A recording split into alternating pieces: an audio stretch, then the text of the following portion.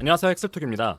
이번 시간에는 55,000원 프리미엄 박스만 구매한 번개화살 빌드의 두 번째 빌드 시간인데요. 아무래도 프리미엄 박스 이외에 추가로 루비 또는 다이아를 사용하지 않았기 때문에 1편과 차별점이 있는 변경점을 보이는데 약 일주일 정도의 시간이 필요로 했는데요. 1편 기준으로 26강 하드 정도의 난이도를 돌 수 있었다면 2편 기준으로는 심연의 문 1층 그리고 최대 36강 하드까지 돌 수 있는 스펙까지 도달한 시점인데요. 145 허수아비 기준 현 캐릭터는 4,500억의 DPS가 나옵니다. 과연 어떤 부분에서 변경점이 있었으며 또 무자본인 상태에서 어떤 식으로 도달했는지 간단하게 소개하겠습니다. 먼저 장비류의 경우에는 무기와 화살통은 그대로입니다. 1편에서도 언급했듯이 무기의 수치작이 어느 정도 본인이 생각하는 종결급에 도달했다면 신성 상승 에센스를 통해서 다양한 유효 옵션을 가져오시면 좋습니다. 특히 공격 플랫, 공격 피해 퍼센트, 치명도 플러스 2와 같은 옵션들은 직접적인 캐릭터의 스펙에 영향을 주기 때문에 좋은 옵션이라고 볼 수 있으며 투구의 경우 분명 강화 스킬 쿨타임 감소, 그리고 지속 시간 증가, 효과 시간 증가 등 다양한 옵션을 부여할 수 있지만 제작 투구를 사용하게 되는 경우에는 확실하게 스피카이 투구를 사용할 때에 비해 생명력 퍼센트가 낮으며 캐릭터의 안정성은 확실히 떨어질 수 있습니다. 그렇기 때문에 최대한 다른 부위의 빌드업이 완료되어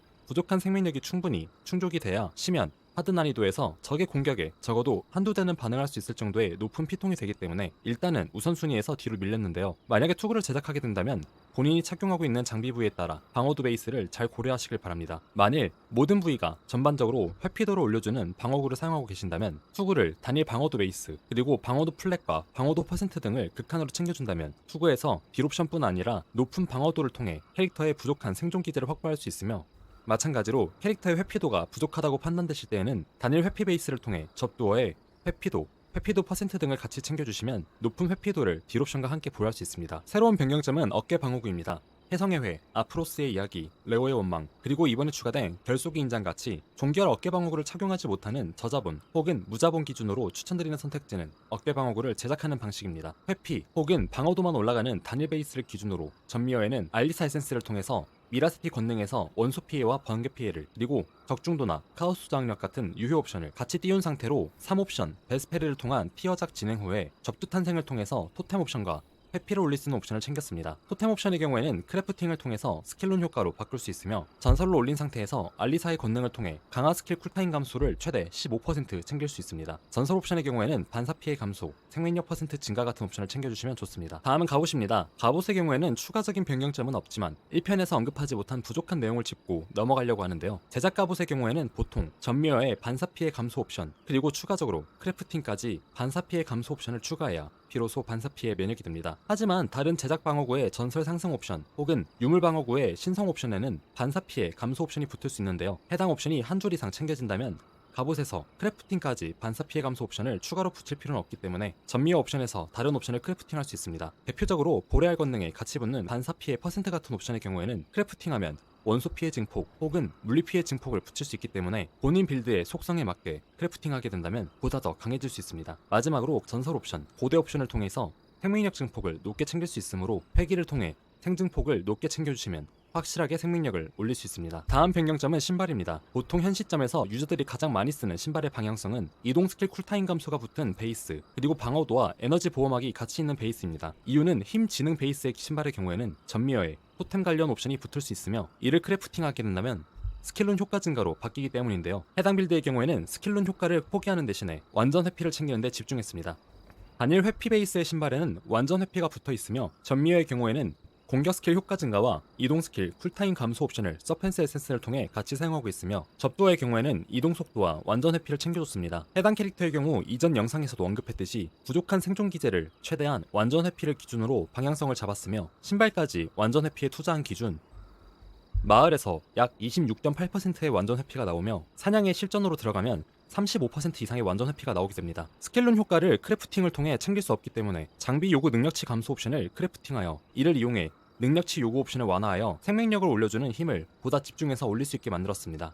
신발 또한 고대 옵션을 통해 다양한 딜 옵션을 챙길 수 있기 때문에 제작이 원활하게 완료된다면 고대 회귀와 고대 상승 에센스를 통한 유효 고대 옵션을 작업하는 것은 가급적 신발 우선으로 해주는 것을 추천드립니다. 이외 장비 변경점으로는 보석을 점점 추가하고 있습니다. 해당 스펙에서는 노란맵, 주황맵 광산까지는 원활하게 돌 수 있기 때문에 최대한 해당 난이도로 광산을 도시길 바라며 꾸준히 돌다 보면 경매장에서 보석을 구매하지 않아도 충분히 본인의 스펙업에 필요한 보석을 자체 수급할 수 있습니다. 검은 보석의 경우에는 강화 스킬의 지속시간과 쿨타임을 줄여주는 집요한 성격 그리고 치명타 확률이 낮은 빌드의 경우 치명타가 아닌 치명타 확률을 올려주는 현란한 공격을 하나 정도 챙겨주시고 강화 스킬의 효과를 올려주는 예리한 훈수를 1개, 이외의 보석에는 피해 증폭이 붙은 검은 보석을 위주로 사용해주시면 됩니다. 흰 소켓이 추가로 있는 장비를 사용하시는 경우에는 번개 기운 효과를 높인 흰 보석을 착용하시길 바라며, 감각하는 시면 등을 통해 획득한 별빛 보석의 경우에는 발사체 피해를 증폭시켜주는 송곳니, 원소 피해를 증폭시켜주는 원소 갈증, 타격 피해를 증폭시켜주는 휘둘러치기, 물피전을 안한 번개 화살 빌드의 기준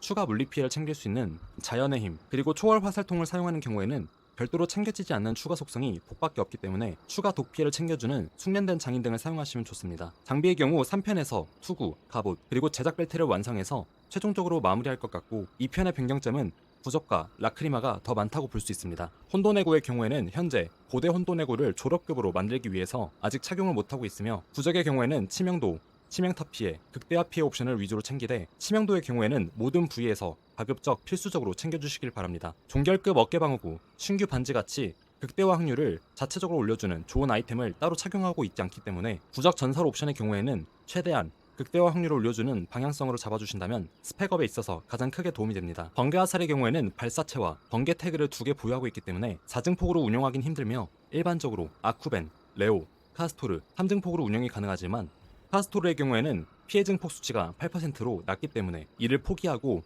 유효 옵션이 아닌 축복을 사용하는 대신에 좋은 라크리마를 비교적 저렴하게 구매했는데요. 바로 세프다르 축복입니다. 라크리마의 경우 딜 옵션을 가장 많이 챙길 수 있는 양손 희귀, 생명력과 자원 소모, 갑옷에서 반사 피해 감소를 챙기지 않아도 보호의 장막을 통해 반사 피해 면역과 보호의 장막 자체의 체급을 올려주는 아큘라의 영화, 마지막으로 레어 허리띠 슬롯을 통해 매우 높은 강화 물약 효과를 챙겼습니다. 이런 방향성의 라크리마를 레오, 아쿠벤 같이 수요가 많은 축복으로 구하려고 하면 비싼 값에 구매해야 하거나 수요가 많아 매물 자체를 찾기 힘들기 때문에 생각보다 꽤 합리적인 접근 방법으로, 특히 레어 허리띠의 경우에는 보통 유물 허리띠 라크로 많이 넣는 은총의 속옷보다 강화 물약 효과가 최대 100% 이상 높기 때문에 대중적이진 않지만 추천드리는 선택지입니다. 다음은 추후 변경사항입니다. 먼저 투구의 경우 앞서 언급했듯이 생명력 자체의 체급이 어느정도 완성되는 대로 가장 먼저 제작할 예정으로, 현 스펙으로 심연의 문 베이스 파밍이 가능하기 때문에 방어도 단일 베이스로 검흰으로 제작할 예정이며, 어깨 방어구 또한 투구, 어깨 제외 모든 부위에서 회피도가 챙겨지기 때문에 방어도 단일 검흰 베이스로 다시 제작할 예정입니다. 이외에는 갑옷 라크리마를 통해서 반사 피해 면역이 챙겨지기 때문에 회피 갑옷 또한 검인 베이스로 가능하면 반사 피해 감소 옵션 없이 다시 제작할 예정이며, 단일 번개 속성만 사용하기 때문에 번개 기운 최대치 플러스 1만, 성물 혹은 조디악을 통해 챙기면 번개 기운 10 기운을 충족할 수 있기 때문에 제작 목걸이를 통해 분쇄와 전미열을 통한 높은 증폭을 챙겨줄 예정입니다. 만약에 본인이 물리피해 전환을 통해 사용 중이라면 대지와 번개 모두 10기운을 충족해야 하므로 해당 경우에는 카프리 심장을 그대로 사용하시길 바랍니다. 오늘 영상에는 다양한 장비의 변경점 혹은 변경하는 데 있어 다양한 선정 배경 또는 방향성을 제시하는 언급을 많이 했습니다. 영상에서 다루지 못한 상세한 내용 또한 아이템별로 구글 스프레드시트에 정리해둘 테니 이에 대해서 제대로 이해가 안 되는 점이 있으시다면 아래 오픈 카톡 혹은 댓글을 통해 질문 주시면 최대한 답변 드릴 수 있게 노력하겠습니다. 오늘도 유익한 영상이 되셨다면 구독과 좋아요를 눌러주시면 저의 큰 힘이 됩니다. 시청해주셔서 감사합니다.